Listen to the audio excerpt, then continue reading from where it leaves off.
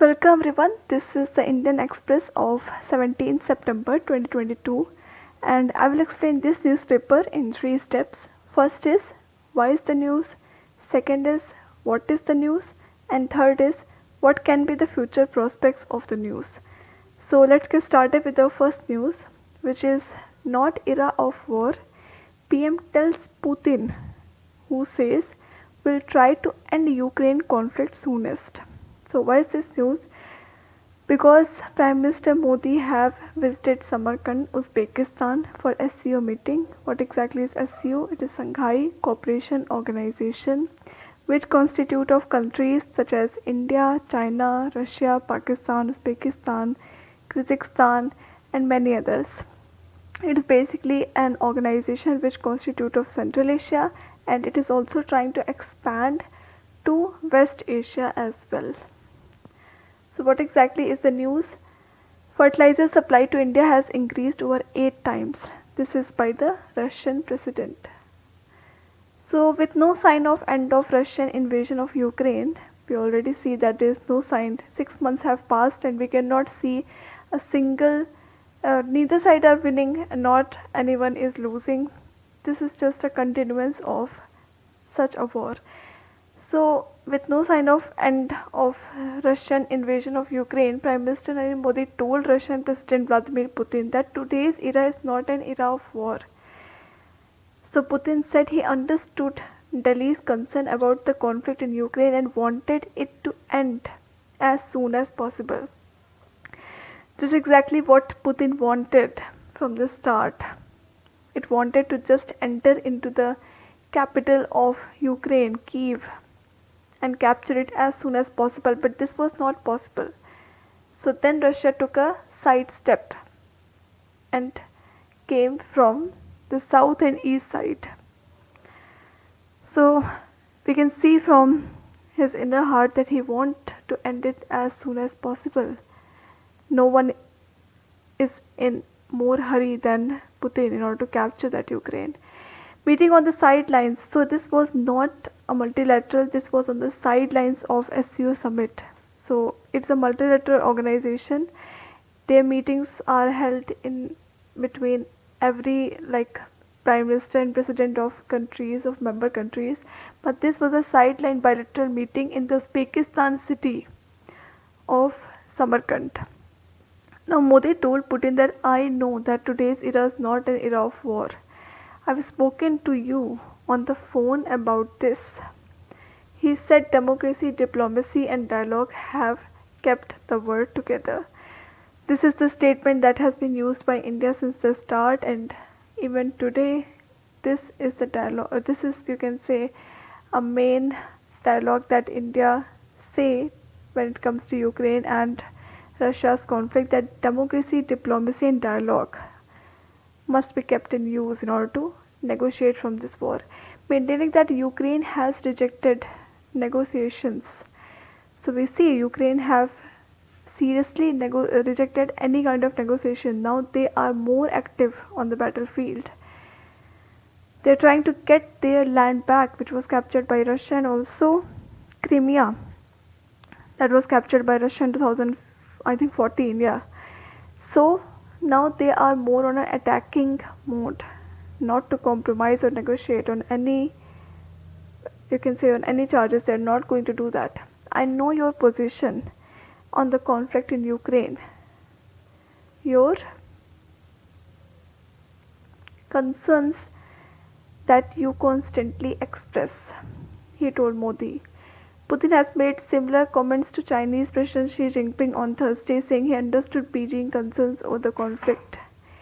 Putin told Modi, we will do our best to stop this as soon as possible. However, unfortunately, the opposing side, the leadership of Ukraine, announced its refusal to continue negotiations and declared they wanted to achieve their goals by military means, as they say on the battlefield. So there was a video that was released in the internet in which Volodymyr Zelensky, he was calling off for a new phase of Ukraine. So why exactly Russia has invaded Ukraine? This is the main issue.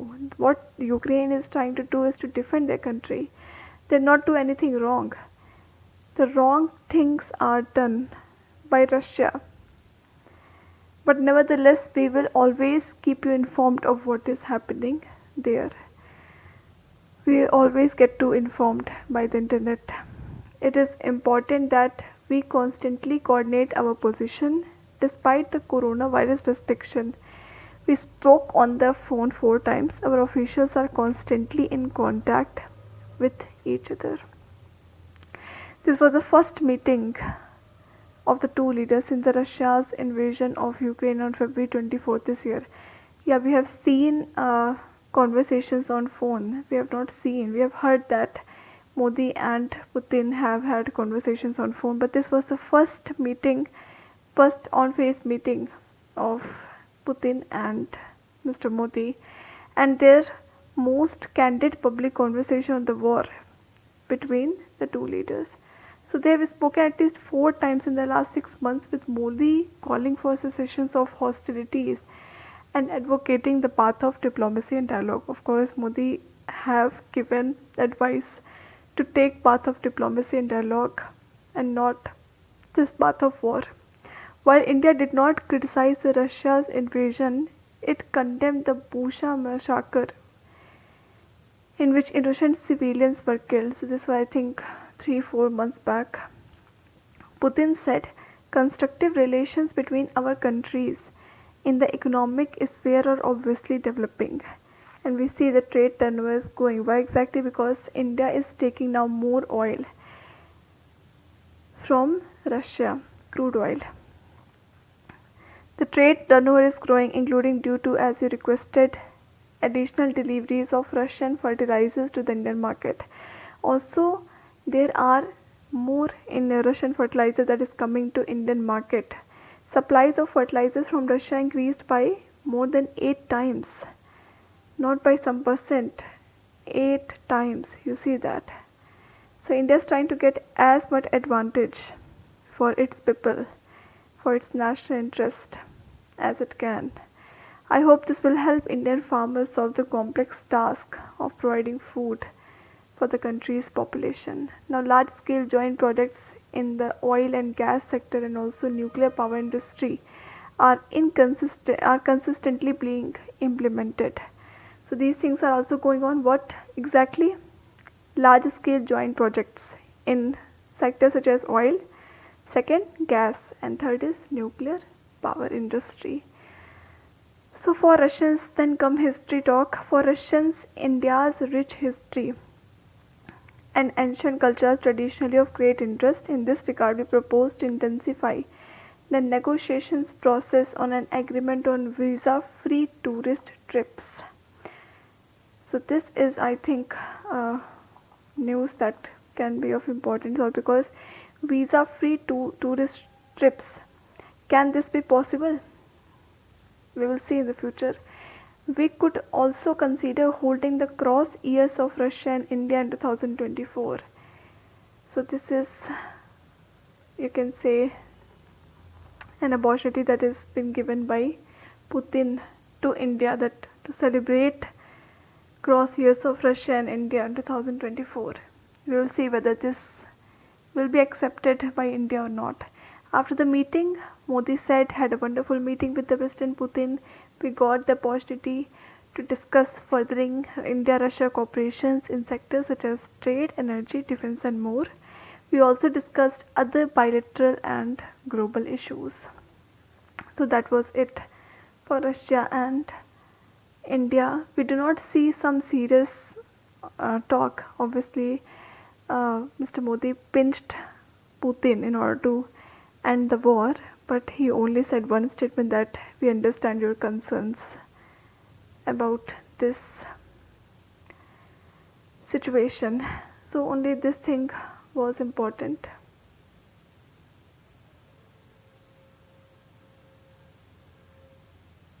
Now coming to our next is, you see the picture of cheetah. Now this cheetah will come from Namibia to Como National Park, Madhya Pradesh. Today these cheetah will arrive, and they will be released by Prime Minister Modi. Today also is his birthday.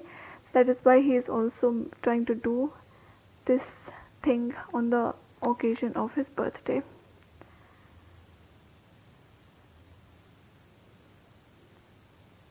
So I think front page has only this important news.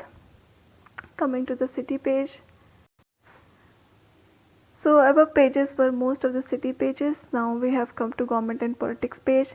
Here most of the news is about politics, but we have seen this news which is important. Give each other full transit right.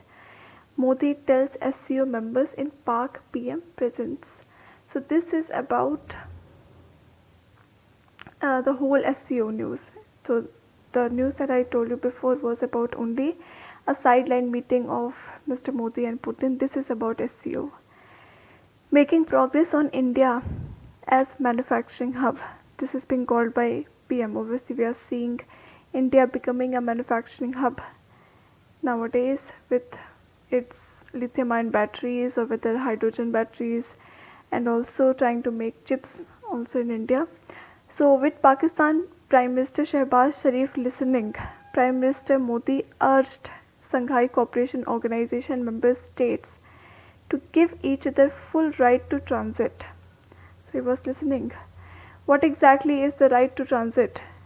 In order to make connectivity to each other and also to establish some reliable supply chains in this whole SCO, which means SCO region, which is Central Asia.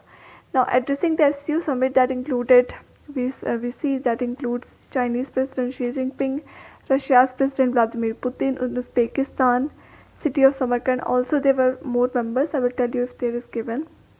Modi framed the right to transit in the context of connectivity. So we see, I have explained this earlier, that he framed this right to transit in the context of connectivity between the members and how it could help, how this connectivity could help to establish reliable and resilient supply chains in the region. So if you are more connected, then obviously trade will be more easier, more reliable, more resilient. So lack of transit across Pakistan's territory has been a challenge for India to access Central Asia markets. You see, Pakistan is the door to go to Central Asia. Either it go from the sea region, or if wants to go with land, then Pakistan is the gateway. You may have seen that during Afghanistan crisis, even the crisis is going on today till now, but you may have seen that while sending humanitarian assistance to Afghanistan, Pakistan was a major mediator. It went through the areas of Pakistan. So Delhi wants this key concern to be solved. It wants to get access of Central Asia markets through Pakistan. Though I was talking about Western Asia, but also Central Asia also have a door which names Pakistan. Now Iran's President Ibrahim Raisi, he said that despite impressive potential, infrastructure connections in the field of transit between members of the SCO are not so extensive. He called off that it has impressive potential, but infrastructure connections are not so extensive between the members of SCO. Now Iran gives special priority to the development of North-South corridor and has made huge investments. This is by the Iran's government. He tweeted, quoting Raisi. In his speech, Modi, who held bilateral talks later with Putin, we have already seen that, and all of the talks were discussed, steered clear of any reference to Russian invasion of Ukraine. He instead called it crisis in Ukraine. So words choice are very important, and we have seen this. If leaders do not stay in their words, then what about countries? So he particularly did not choose the Russia's invasion. Instead he called crisis in Ukraine, which along with COVID-19 pandemic, he said, caused obstacles in global supply chains. So he is now complaining about these crises and also COVID-19 pandemic that it has created discomfort, or you can call obstacles, in global supply chains. What about China?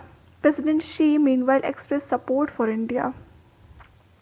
Okay, this is constantly a good news, which is going to assume the presidency of the SCO and will host the summit next year. Not for India as a country, but India as a president of SCO. So India is going to become a president of SCO from December 2022 this year to November 31st, I think, or 30 in 2023. So 1 year presidency of SCO. The Prime Minister did not make any mention of respect for territorial integrity. He mentioned it in his summit speech last year, and also no mention of extremism or radicalization. He said that India was making progress on becoming a manufacturing hub.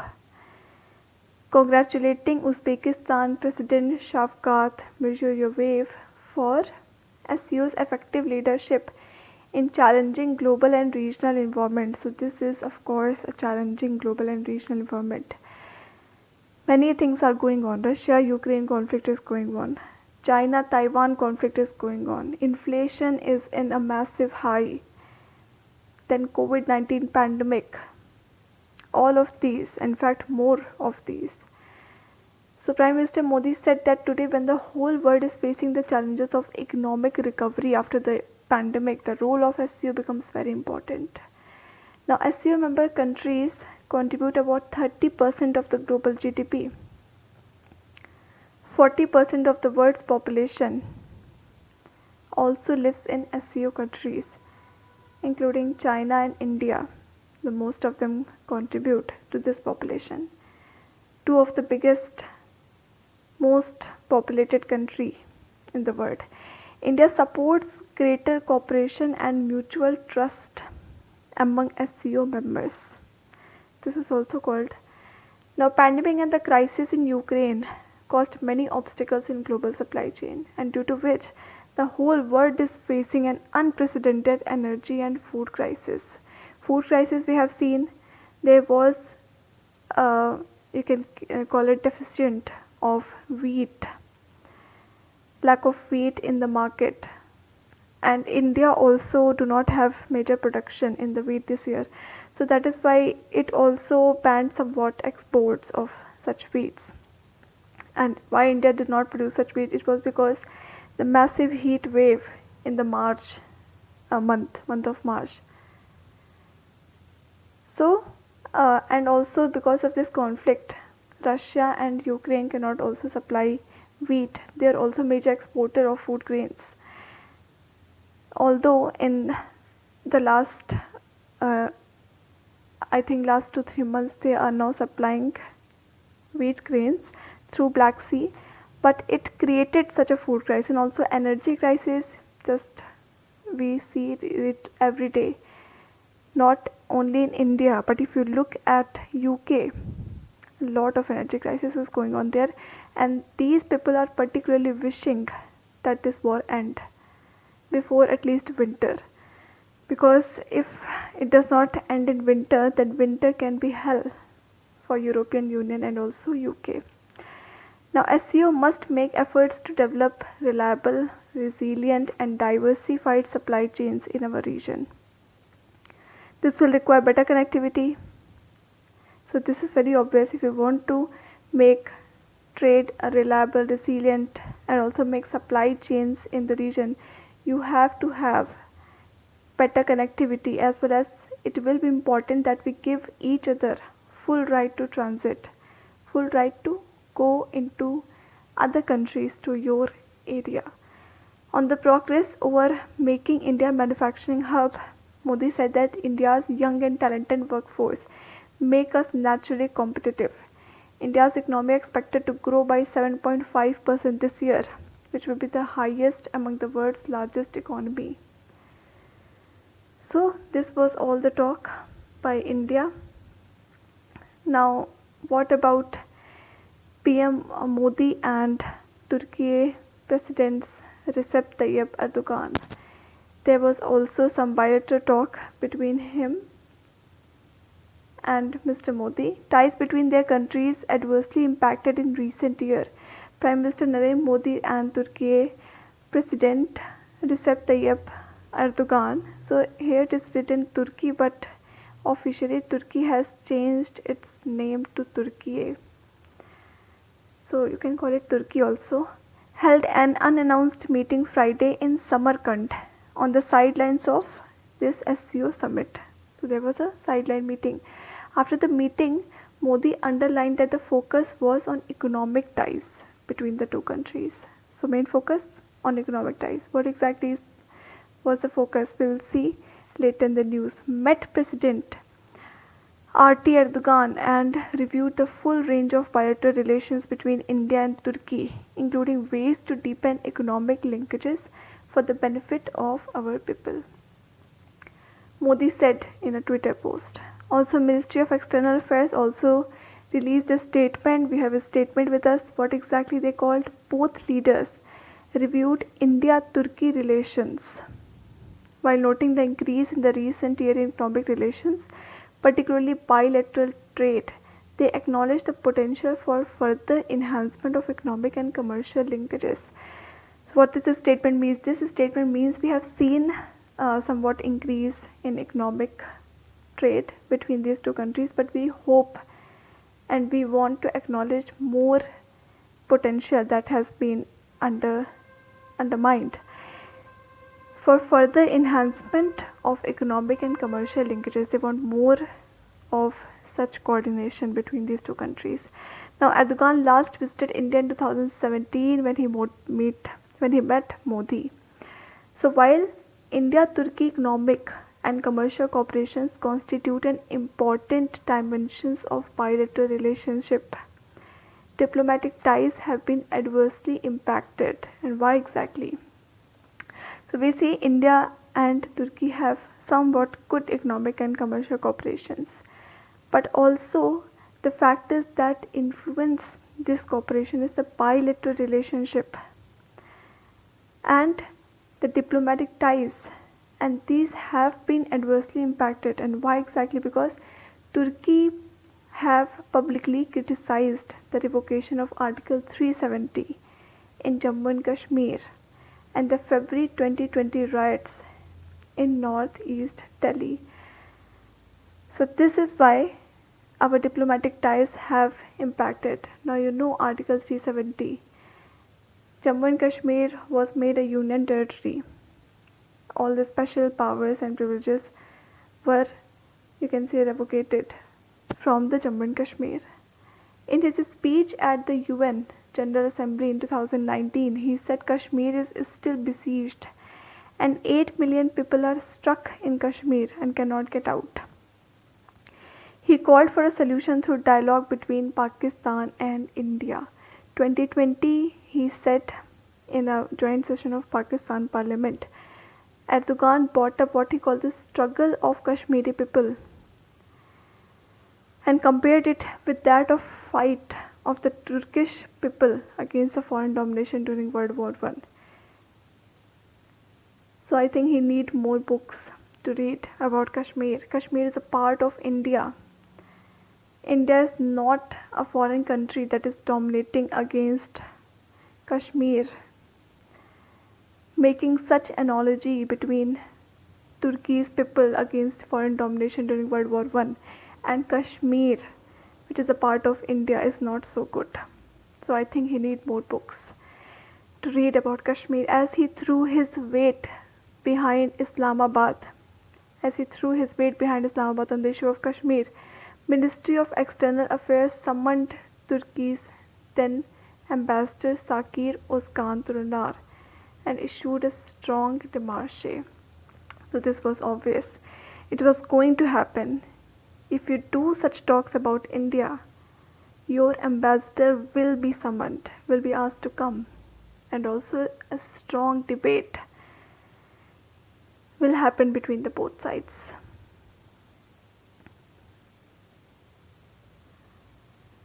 Now PM meets Iran. So today's newspaper is full of this SCO because it is such a great deal. Such a great summit that has occurred in Samarkand. So all of the aspects of India with other countries, this newspaper is trying to cover, and we have to see at every country because this is annual meeting and it's very important. So keep patience and just listen and read about it.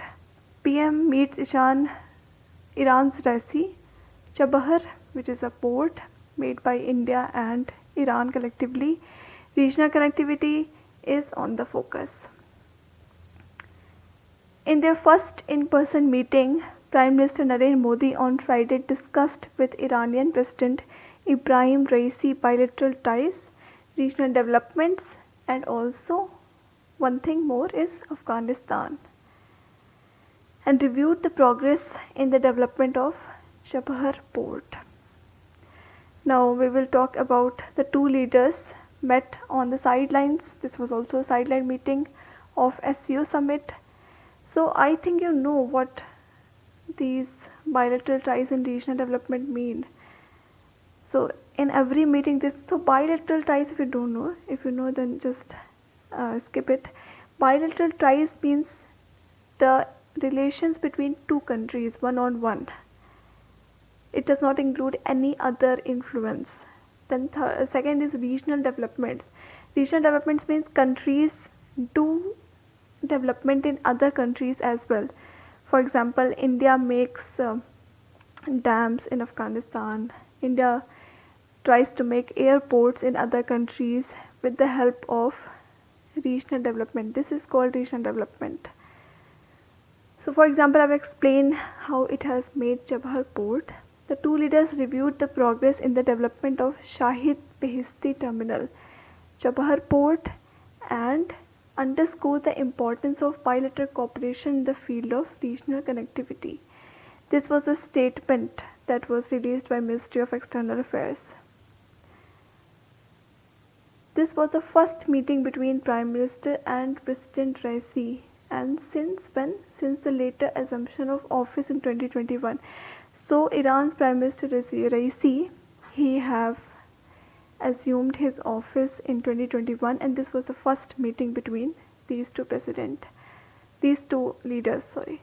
During the meeting, the two leaders discussed many important issues pertaining to bilateral relation. Pertaining means related to bilateral relationships, and expressed their desire for strengthening the relationship further.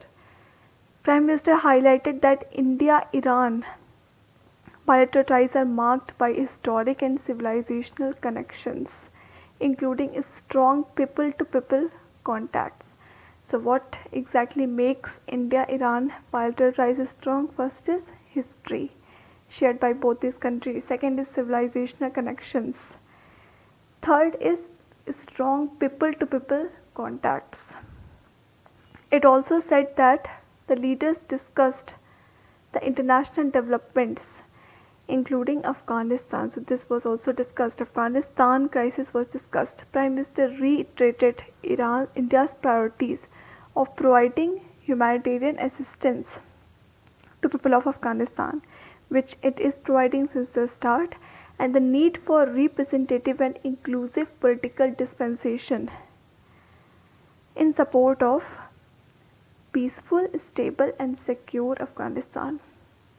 So what that means? It means that there is a need for representative and inclusive political dispensation. Representative, something that represents people. Then inclusive means which includes every sector, or you can call every segment of a society. Then political, what is exactly dispensation?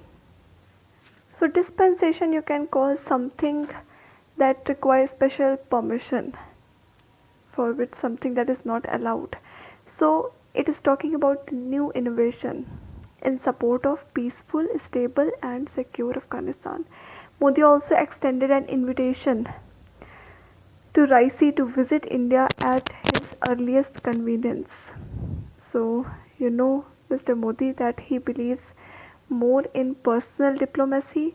So that is why whenever he goes to any other country, and if that person has not come, that leader has not come to India, then he invites him to India. We will see more of it when he comes to our country. Now this is more of political news. Then comes Express Network, also more of political news.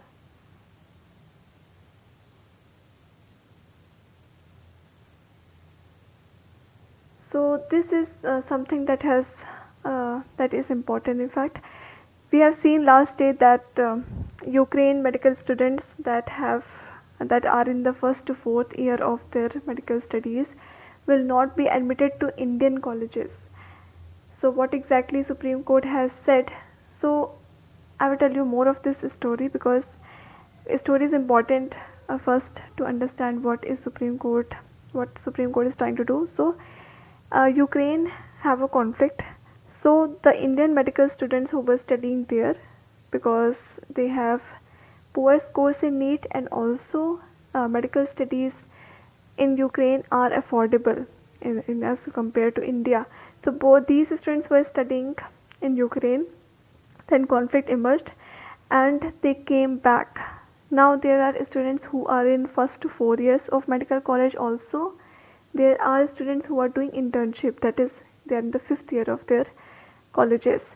So what India have tried to say is that the students who are in the first to 4 years of colleges will not be given admission in Indian government colleges. Also they can try to make their education forward in other foreign countries. They are permissible to do that. Now what for the students who are doing such internship? So internship students will be admitted. They will be made to continue their internships in India. So that is why these students are not happy. Of course they are not happy, but an act is there. In fact, two acts are there in medical institution which does not allow that. And I have explained all this in yesterday's newspaper. So what Supreme Court has asked to do, set up portal to assist Ukraine returned medical colleges complete degree, to have details of foreign universities where they can continue studies. So you see, foreign universities can be opted for continuing the studies. So Supreme Court has said that center should consider setting up an online portal that will have details of such universities of foreign, where Indian students who were pursuing undergraduate medical courses in Ukraine and had to return because of this conflict or war can complete their studies by taking admissions in these colleges. So I think this is it, and no more thing is important in this news. So now this is also important. Supreme Court seeks center response on criminalization of marital rape. So I'll explain this. Supreme Court Friday sought the center's response to pleas arising out of Delhi High Court's split verdict on criminalization of marital rape. So this occurred in, I think it has been 6 months till this split news has come. So a bench of Justices Ajay Rastogi and B.V. Nagarthna issued notice to the Union government, said it will hear the petitions in February 2023. May 11, so I've told you that it has occurred 6 months, not 6 months. May 11 was the date. The High Court delivered a split verdict. So one judge was favoring to strike down the exceptions in the law that grants protection to husband from being prosecuted for non-consensual sexual intercourse with their wife, and another refusing to hold it unconstitutional. So what that means is that one judge considered marital rape as crime, other do not consider it. So that is why it was now appealed to Supreme Court. Now Supreme Court will hear these petitions in February 2023. So we will see this in February. This comes an end to the newspaper, and you can read this newspaper as well.